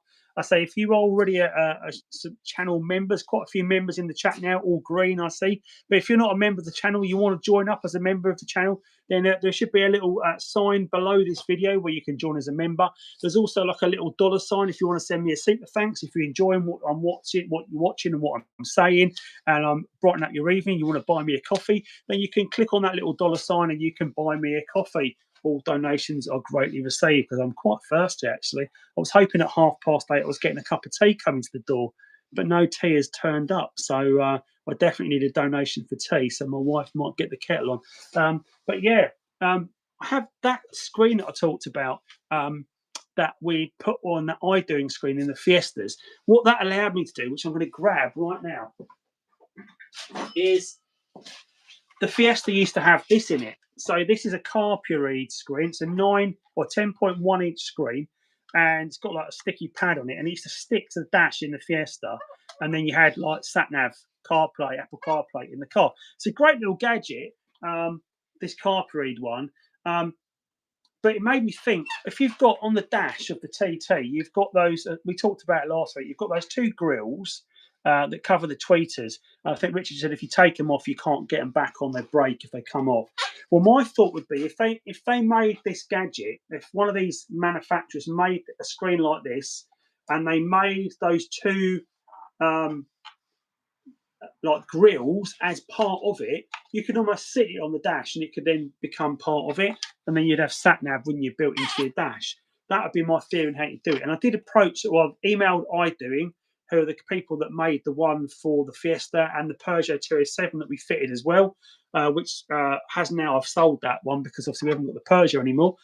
So that's a nice little bonus. But yeah, so for this, it would be good to get that. And the reason I'm thinking about that is I'm going to do a lap of France in June. I'm going to take the Roadster. Myself and my wife, we've been married 25 years this year, so we're going to take the car and we're going to do a lap of France. If anyone's got any advice where to go in France, I think would be a good suggestion. Always open to suggestions. We are going to drive down to Monaco, and we are going to spend a couple of days down there. And we are going to take the Roadster. Now, the reason I want to take the Roadster and not the Papaya is the Roadster's got slightly few more miles on it than the Papaya. The Roadster's got 85, and this has got 68. So I don't want to put the miles on the Papaya. And I think it'd be really nice in the summer to have the roof down, driving along through France, and it would really be useful to have sat nav. Now, this has obviously got sat nav, Apple CarPlay built into it through that doubled-in stereo. But what would be really useful would be to have a screen like that in the Roadster. Now, I've got that one, and I can use that one, so we will have some way of having navigation while we're out there. But it'd be nice if I had a built-in one as well, wouldn't it? But you know, it is what it is, and it's not great. If you've got any questions for me, guys, definitely chuck them on the chat. And do you think putting a twin exhaust on the 180 will make it more? Will make it more what? Make it more desirable? Make it faster? I don't think it'll make it any faster. If you want a support vehicle to fill up, that why not be my T6? Yeah, I think we'll be filling up. Well, that's the thing, isn't it? That's the one beauty of taking this over the Roadster is we can fold the seats flat, and then it becomes like a hatchback, doesn't it? So you've got a lot more space for storage, clothes. Whereas we said taking the Roadster is going to be a bit of a challenge because we've got very limited luggage space. You've got a little bit more because I'm going to take the tonneau cover out. We won't need that when we're out there. And we will just have a bit more space in the boot as well. Looking at buying some new outer seals. Could you recommend anyone and what money? Thanks, Jeff Wood. Daniel Power, thank you very much for the €5 that you sent me. Really appreciate that, buddy. That's really appreciated. Thank you so much for doing that. Super chats and super fans are always great to see. So thank you for sending that through. Much appreciated, buddy.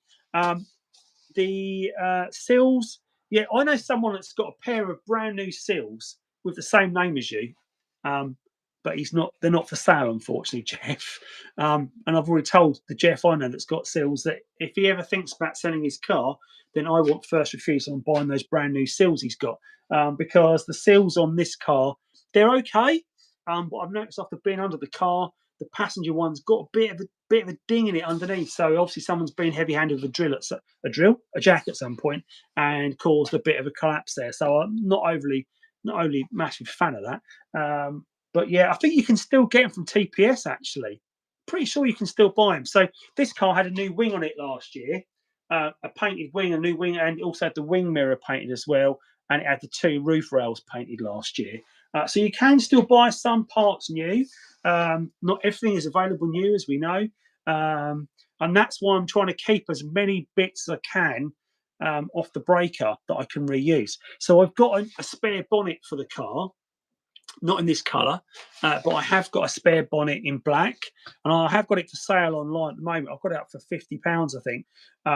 But if no one wants that black bonnet, then I think I'll keep it, and then I could always strip it and have it painted and put on the car as a papaya bonnet in the future if I needed it. You know, it's worth having those parts because I can't see myself selling it now. I had that little blip, didn't I, before Christmas where someone offered me 10 grand for the car, and I considered selling it, and I'm glad I didn't now. But if I'm not selling it for that, I'm going to keep it now, keep it, and see if we can get it. Mr. GMT, always a gentleman and a scholar, sending $2 Australian. Thank you, sir. I hope you're good. I hope life's treating you well in Oz tonight, or this morning, I should say, where you are, because I'm sure it's very early in the morning. But thank you very much for that donation.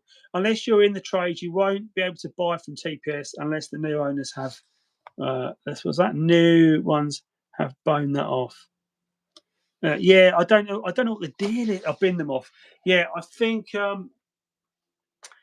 might better get, if TPS have still got the parts available and I can get them. I've got some of the trade, obviously the paintwork on this car. Maybe I could get them to get me some seals for the car and take the seals off this car. Maybe get them straightened out and maybe get them treated and get them painted again. And I've got a spare set of seals. I've got a papaya wing hanging up in the garage that came off this car. It wasn't too bad, had no rust on it, but it obviously had a bit of a car part ding, and someone had filled it and painted it, and a crack in the filler. So that's not great, is it? So yeah, not great. But I've got those parts. A lot of the engine parts I haven't got for this car. Obviously, that's one of the challenges because 3.2 engine parts aren't easy to come by. Parts for the Roadster I've got plenty of. I've got a BAM engine sitting right there. So maybe have a little look at that, shall we? We've got sitting right here. Probably seen it if you've been on the feed before. And I put that down there. There is what's left of a BAM engine. And the reason I say what's left of it is it had a catastrophic cam belt failure before I bought the car. I paid £300 for that car. I'll talk about that as well in a minute. But we think there's some quite significant damage in the head. The valves are going to be bent at least. They've probably got 20 bent valves. Probably some impact on the piston heads as well. But until we get the head off, we won't know. Seeing the engine like this, I know I've got some extra parts on this. So I've got the bits for doing the cam belt right here. So there's a water pump. There's an Audi TT Mark 1 water pump right there. You should also change that and do a cam belt. There's the tensioner. Absolutely change that as well. And what you find is that what can happen is the bearing and the tensioner, if you don't change it, can seize. And if that seizes and the belt's rubbing, the belt will essentially burn out and snap as well. Not a great thing. But you've also got the hydraulic damper, which is there as well. And this basically, what you tend to get in a kit is you normally get that little wheel there, that little roller wheel. And again, that's replaceable as well. But it's better off to buy the whole damper, I think, and get the whole lot changed out. So I bought all those bits. There's the other side of the water pump. It's a plastic impeller on the water pump. So that's the bits you get for doing the water pump, for doing the cam belt. Here's the cam belts, which we've talked about before, but we will go through again for people that are new on tonight. So here is a cam belt that came off the Roadster. You'll see it's intact. It's only done about 4,000 miles, this belt. It's in pretty good condition, but it is 5 years old, as we know. 5 years or 70,000 miles, whichever comes first, you need to change this belt. Because what had obviously happened here is the previous owner of this engine decided to ignore that service interval. And what's happened is this belt has stripped teeth. And when I say stripped teeth, if you have a look here, right, there's a few teeth missing there. There's a little tooth missing there, tooth missing there. We keep going round, but look at this bit. Look at the number of teeth that are missing from this point onward. Look, all those teeth are missing between there and there. There you go. Look at that piece of belt. How many teeth are missing off that belt? So as you can imagine, this has obviously slipped, and the engine's decided to be an interference engine. It's decided to not interfere in it, or try to interfere and break itself. So we need to take the head off and see what damage has been caused. Now, my nephew seemed to think that we could probably rebuild it, put new valves in and get it all going again. But we took it out of the car, and really I'm using it as a bit of a teaching aid now and explaining what goes on. So you can see I've got the gaskets off. So there's the centre gasket that would cover your coil packs, sit in the middle there. So that normally sits over that middle bit. The plugs are down in here as well. So we'll have a look at that in a minute. And the outside gasket that runs down here, the half moon gasket. So this is where you tend to get a lot of oil leaks as well on an engine. When the gasket goes, this half moon gasket is notorious to fail right here. Get oil leaks down there onto the engine block. Now, it looks like it's had a lot of carbon scoring here at the back of the engine. So a lot of burn of oil there as well. So it looks like it was probably quite tight anyway, this engine, when it finally let go. So the story behind the car is I paid £300 for this 225 coupe in black. Knew the engine the head had a problem, and knew that the cam belt had a problem. But I bought the car to see if we could salvage it, get it going again. So I paid £300 for the car. I paid £100 to a friend of mine to deliver it. So I was in the car for £400.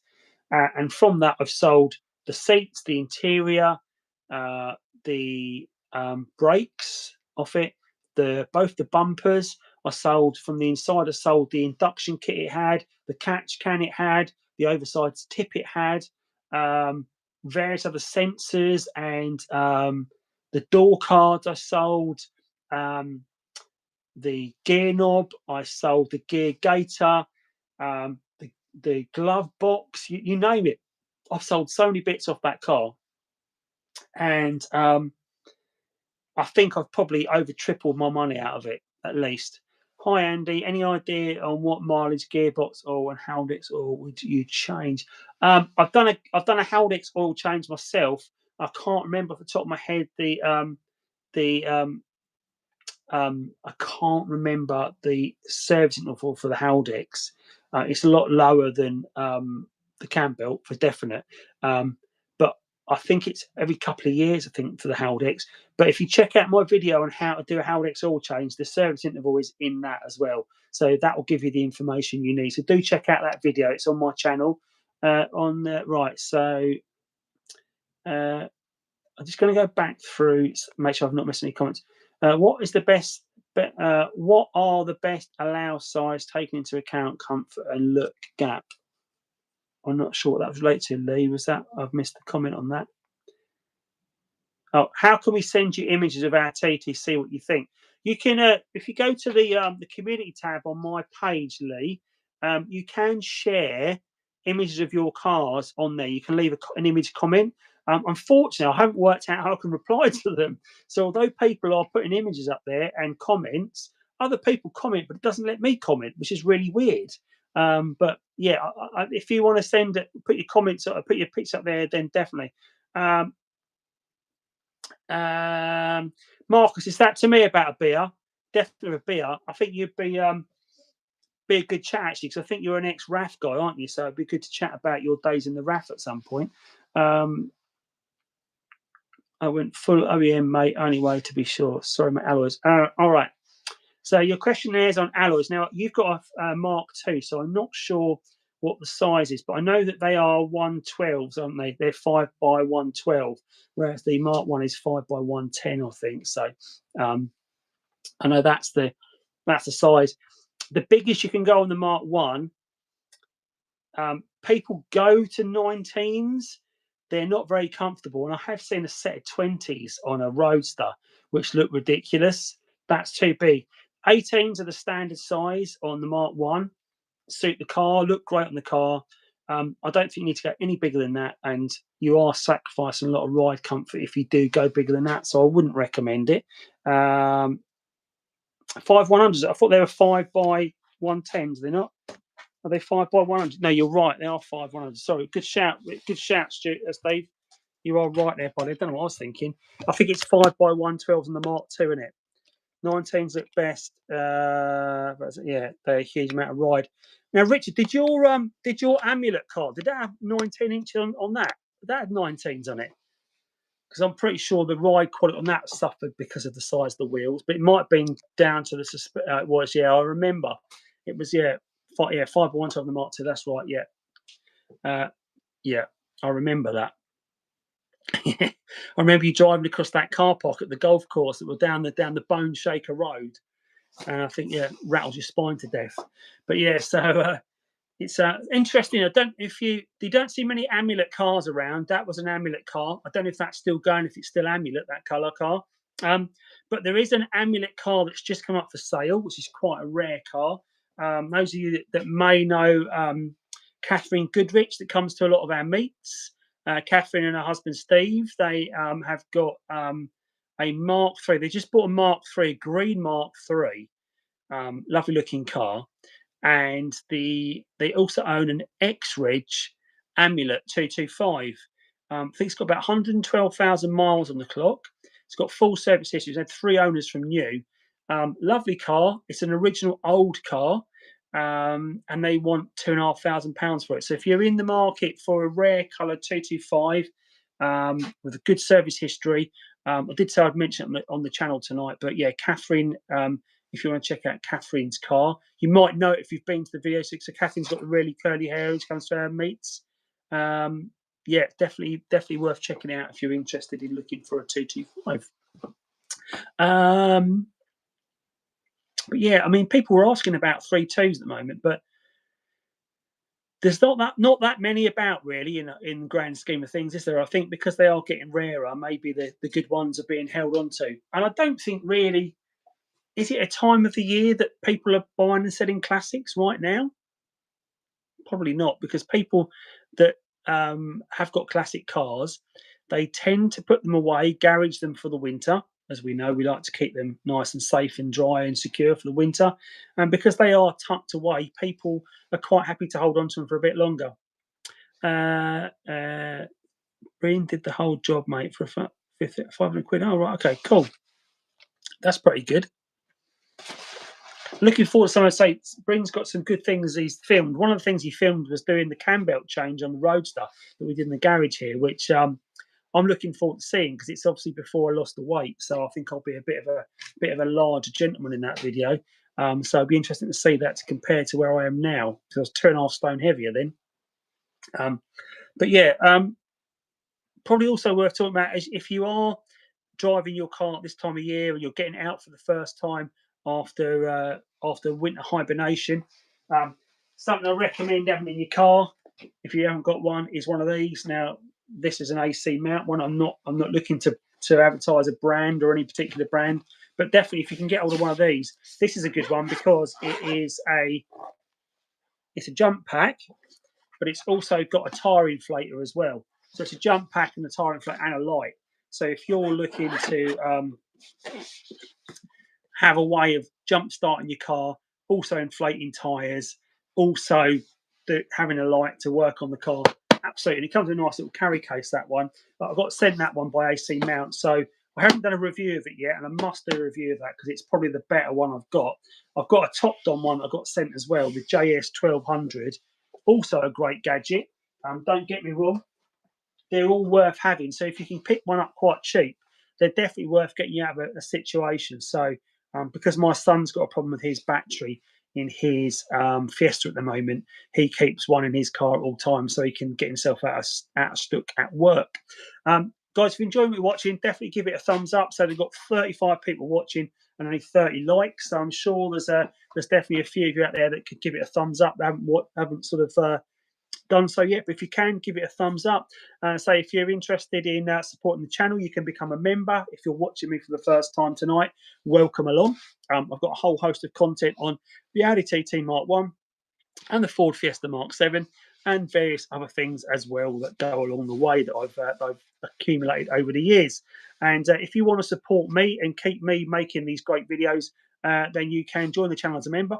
It's easy to do. There's a link down below to join. If you want to join up as a member tonight and become part of my amazing member support family that I've got, who are all in the chat tonight with the green text. So when they chat, they have a green name appear rather than a white name. And that's how we identify the members in the chat.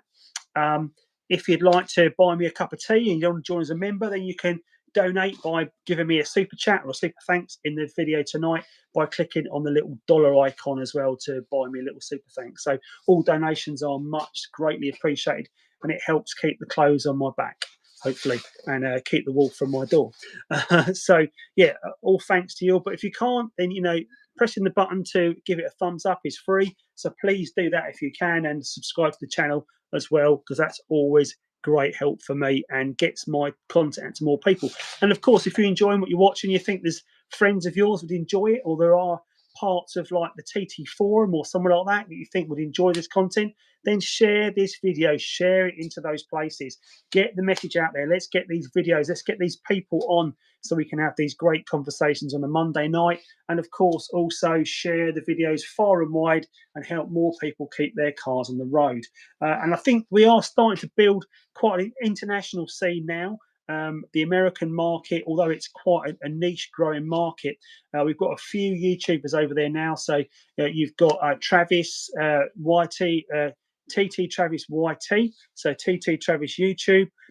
Travis is doing some great videos. He's doing a lot of mods and maintaining his car himself. He's trying to push the envelope, push the boundaries, and get more performance out of the car. He's just done a big head conversion on the car as well. Done a great video at the weekend. So if you've not checked that out already, definitely check out Travis's videos, because they're all great content. And as much as we're all making different videos, really we're not in competition with each other as YouTube content creators. We're all here to help each other and get the message out there, so I'm always happy to support the guys and see if we can really build up a community of people. It'd be great to get everyone together, wouldn't it, in a around a table and all chat one night. I know we do that with the UK guys, and we have done that a few times in the past, but wouldn't it be great to get all the international TT YouTubers together? I'm looking forward to talking of international in just 3 months' time in April. On April the 11th, we're holding the International TT Show 3 in Ypres in Belgium. At Caddy Cars. It's a great show. If you've not been before, why not come along? Because it's a fantastic car show of, I think we had 250 TTs last year, and I think we are going to absolutely smash through that this year. If we don't get more than 300 cars this year, I'll be very surprised. A mixture of Mark 1s, Mark 2s and Mark 3s. It's brilliant to get them all together. Okay, Marcus, good to see you, buddy. Great to catch up. Send me a message. Let's get together and have a beer or a cup of tea at some point, yeah? Be good to see you, mate. Look after yourself. Thanks for being on tonight. And so I think the TT show in April is going to be a majorly good one. We're going to have a great selection of cars out there, and I'm really looking forward to spending a few days with lots of fellow enthusiasts, talking about cars, meeting new people, and just enjoying the sights and sounds and food and drink of Belgium. It's a fantastic place to visit. If you've not been to Ypres before, then I highly recommend it. Lots to see and do out there. We're going over there on the Wednesday, and we are going to Ghent for the first night. I've not been to Ghent before, so I'm going to find what it's like in Ghent this time. I think it's meant to be like Bruges, but maybe not quite so touristy and busy. So the first night we're spending there, and then we're driving down to Ypres on the Thursday and spending Thursday, Friday and Saturday night in Ypres. Obviously, the TT show is on the Saturday daytime. in at Caddy Cars starting at 10 o'clock. We've got a show and shine this year. We've got a competition for the best modified car. We've got a competition for the best standard car. There's a fantastic museum to see. There's going to be 3 food trucks this year. There's going to be a charity auction for a drive in 10 of Thierry's classic cars. He's going to take lucky winners of the raffle out and do a lap or a tour in one of his amazing classic cars. And he's got a whole host of cars: Rolls Royces, Ferraris, Lamborghinis, Porsches, you name it. He's got some absolutely stunning cars. So if you are interested in coming along to the TT show, watch my video on this channel where it's all about the Audi TT International Show. It's an event video. It tells you about all what's coming up. Definitely check it out because it'll be a really, really, really good weekend and you won't want to miss out on it. And there's definitely previous year's videos that are worth checking out to see the cars that you've got. I always see it as a great opportunity to see old friends in Europe that I don't see very often, and everyone gets together. It's like we saw each other yesterday when it gets together. It's so great. So Victor in Germany, looking forward to seeing you. And the guys that we see everywhere, you know, I've got Patrick in Belgium, not far in Ecke. Be great to see Patrick. Looking forward to seeing him. Frank, obviously, Frank Small is one of my fellow organisers. Frank, hello to you, Frank. If you're watching, you will be there as well, I'm sure, and all the way from Holland. So yeah, it's going to be a great, great time this year, and looking forward to seeing many of you. So if you've got any questions about the show in Holland, and you've got any about where to stay, where to eat, what to do, drop me a message, drop me an email at the channel, and I'll see if I can help you out and point you in the right direction, because we've become a bit of old hat here now, really. I'm starting to get a bit of a sore throat from all the talking I've done. The trouble with doing a show on your own is that you talk for, I've been talking for 100 minutes without much of a stop. And yeah, so hopefully it's not boring you all to tears. There's still 25 people on, so it must be people watching it. Kia ora, people. Kia ora means hello in Maori language from New Zealand. Hello from New Zealand. Great to see people on from the other side of the world. I know that we've got Mr. GMT1 on as well. He's a long-time channel supporter, and he's always happy to send me a little donation, a weekly donation through this chat. So thank you very much, Mr. GMT1. Your donations are always much appreciated. But again, if you've got any questions about this car, about your car, about the Audi TT in general, then please put it in the chat. I'm always happy to talk about it and see if I can help you with any problems you may have on the car. But yeah, I think it might be. I've just had some things pop up from Instagram. It's the trouble when you're doing these broadcasts is that all the other social media keeps popping up. Hopefully that while we've been on, people have been checking out those Fiesta videos that I put live yesterday, because it's maybe I'm going to have to get the Fiesta in here one week. I don't know if that's really going to go down with TT fans, is it? But we can talk about that and how that the technology has moved on, even though it's a very basic car, you know, and it's only really the design in that's probably 10 years apart, but they are like chalk and cheese. But you turn the clock forward another 20 years from when the TT came out, and it looks an absolute classic, whereas the Fiesta looks quite dated, you know, so it's unusual. Do you know if there are gear replacements for the window mechanism? I'd say the best thing for you to do if you've got a problem with the window mech is to get hold of a breaker and get a second-hand one. I've got two. I did start to take apart yesterday the window mechs in the car. So if you take the door panel off, right in the middle of the door, there's like a black and white plastic sort of mechanism that's linked by 2 cables to the window. And of course, when I put the windows down in the car, and then I took the door cards off, sold the door cards with the switches on them, couldn't put the windows back up. So I tried to hotwire the windows, wouldn't work. So then I've eventually disconnected the mechanisms, and then as you pull it away from the door itself, it's got like a silver cable that runs around. That's how it works. So when you put the window up and down, you turn that motor, it winds the cable up and it pulls the window up. But by pulling it away, the cables come off, and then I was able to slide the windows up manually, which is great. Loving the colour-coded hoodie. I had this on last week, Stephen. Always got a colour-coded hoodie on. It's not quite, there's a bit of a clash. It's a bit too yellow. It's a bit more Imola than it is papaya, this hoodie, unfortunately. So I hope you're well. I hope you had a good birthday as well, buddy. And I haven't got my my little YouTube gift with me, have I? It's in the house. But say randomly, YouTube sent me a a wash bag and a towel and an eye mask today, which is really random. And I don't know why it's turned up, how it's turned up, and where it's come from. We've got a little, so Stephen and myself, Carl, Chris, and Rappy have got a little WhatsApp group, and we talk about things. Rappy always gets sent some really great stuff from YouTube, like a little clapper board and all sorts of things, bit of Lego. I've got sent nothing, and then today I got sent a towel and a wash bag. And my wife said, "Well, maybe they're going to send you a ticket for like around the world conference to some sort of YouTuber conference." So I'm still waiting for that to turn up, but I can't imagine that's coming anytime soon. But it'd be nice if it did. But yeah, so I've got a nice little wash bag to wash myself with. But yeah. But if you've got any questions about the car tonight, then please do let me know. As Stephen's pointed out, it is a very nice, very close colour match with the papaya. It's but yeah, it's see the boot's open on it as well because I've obviously been looking at the battery. But yeah, it was good to talk earlier about the battery. I've gone through that. I don't think we'll go through that again because I don't think people that have been watching for the whole show are going to get a bit bored if I show the battery thing again. But just to recap on that, the battery in the Roadster was completely dead, had no charge in it whatsoever. And when I put the battery charger on, it wouldn't charge at all. Couldn't get any charge into it. The battery charger was basically saying the battery voltage was too low to make a difference. So the way I've got around it is I've put it into 12-volt supply mode, which is something I'd Googled and found out about. So by putting the battery into supply mode, for the charger into supply mode, it put enough battery current into the battery to get the voltage up enough to put it into repair mode.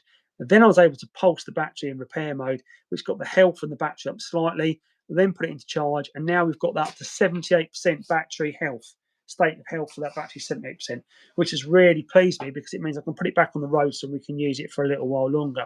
Before I go to France, I think I will replace the battery because it's always a bit of a risk to have a battery with a health of in the 70% to take it on a long journey. Although if you are doing decent distances, it will keep it charged up. To take the whole wrapping wire assembly, do you have to unscrew the screws behind it in between the window motor and the door? Yeah, so when you take the door card off, there's 3 T25 Torx bits that hold that mechanism on. And if you undo those 3 bolts and you pull it away, you'll see the cable. Now, when you sort of like wiggle it out, that cable will unravel. And I don't know how easy that is to get back on. Not such a problem on that car because obviously it's the breaker car, so it's not a problem. But I don't know if you were having to reuse that. I don't know if it would be a problem. But by doing that and letting that cable unspool, you can at least get the window and push. Doing that, you can't see. You can then get on the window mechanism and lift the whole window up into the door, and it will stay put as well, which is quite good. So that's what I've done because the car's in the garden. And of course, when it's raining, it's just ending up getting soaked on the inside. Not that it matters because it's off the breakers anyway. But I do want to get that car around to the front of the house. I can't at the moment, as I mentioned earlier. It's about 20 yards away from us right now through the end of the garage, through that window. But to get the car in the garage, I've got to push it all the way around the house. So it's about 100 yards in journey across a lawn. It's going to wreck my lawn. So, hi, sweet, beautiful Bubble West boy. Not sure what that means, but I'll take it. I'm not sure what is that Bubble Vest Boy or Bubble West Boy? I'm not sure what that means. Might have to clarify, but I'll take it. It's a compliment, I think. But yeah, so I'm going to get that car around. And once I get it round, what I want to do is I want to take the subframes off it. I think they look quite in decent condition. Could get them off, get them powder coated, and for the price of the powder coating, I could sell those subframes for a bit of a profit, make some more money out of it. So I'm thinking about doing that. Also, I can get some other bits off from underneath. So the cats as well, get the cats off the car. And I think, so guys, you might know the answer to this because I'm not sure.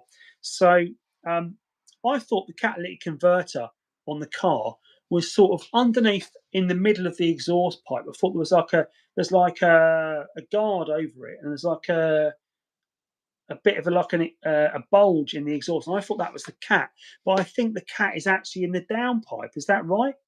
Any Bluetooth interface you can particularly recommend that retains the CD changer functionality with Bose concept for streaming? Not really, because the only interface I'm aware of, no, I'm not putting it. I'm not using that to. I'm not using that to tow it. Trust me. Bluetooth interface, the one that you can normally get for the car, normally replaces the CD changer. That is the standard practice. Otherwise, what you can do is you can get a plug-in Bluetooth FM transmitter into your dash, and then you can use that to tune the radio in to pick up the Bluetooth signal. That's one way of doing it. The other alternative is you swap out the dash and you get yourself a double DIN head unit like I've got with the double DIN fascia, and get Apple CarPlay into the car by replacing it. You do lose a TT flap, and there is a single DIN TT Apple CarPlay radio, but I think it still struggles to shut flap, I think, if I remember rightly. I know that Christoph is looking at a way of doing that at the moment, and trying to find a solution for that. So yeah, but I'm probably going to drop off in the next couple of minutes because I've been live for an hour and like 110 minutes. So I'm going to give it 10 more minutes. So you've got 10 minutes, guys, to get your questions in. Ask me. Yeah, got to go. Yeah, nice to see you, Phil. Thanks for being on tonight, buddy. Looking forward to seeing you when we go to Belgium as well. We're going to have a great few days out there, aren't we? So it'd be good to catch up with you all. But guys, so take care tonight, Phil. Hope you look after yourself. Cheers. Getting loads of interference on the cigarette lighter Bluetooth. Yeah, so the way to that Bluetooth FM transmitter, what you've got to try and do, you've got to try and find a decent frequency that's got no radio traffic interference. And I normally find if you go all the way to either end of the scale, you find the clearest route for that. So if you're trying to tune the radio in halfway, I'd say either end of the FM spectrum is where you get the best signal. So if you're getting interference from radio stations, that's your best option. If you're getting interference from the car, from the electronics in the car, I'd say run a clean earth to it. So to replace the earth into the cigarette lighter, put a clean earth into it to get away from the engine interference as well. Get a good shielded earth cable and put it off to the car. That might help with your interference as well, because a lot of the interference you get through those cables is because of the electrical interference you get from the car. I've got a Sony single DIN CD radio with Bluetooth, and the TT flap still works. Oh, that's good, Stephen. Oh, that's a good one. So give that a shout out. And the nice thing is the backlight can be changed to red to match the TT dials. Even better. That sounds really cool. So there you go, guys. Stephen's put in the chat there. There is an option for your radio. You can get a single DIN radio that does what's needed. So that's really, really good to have. Nice one, Stephen.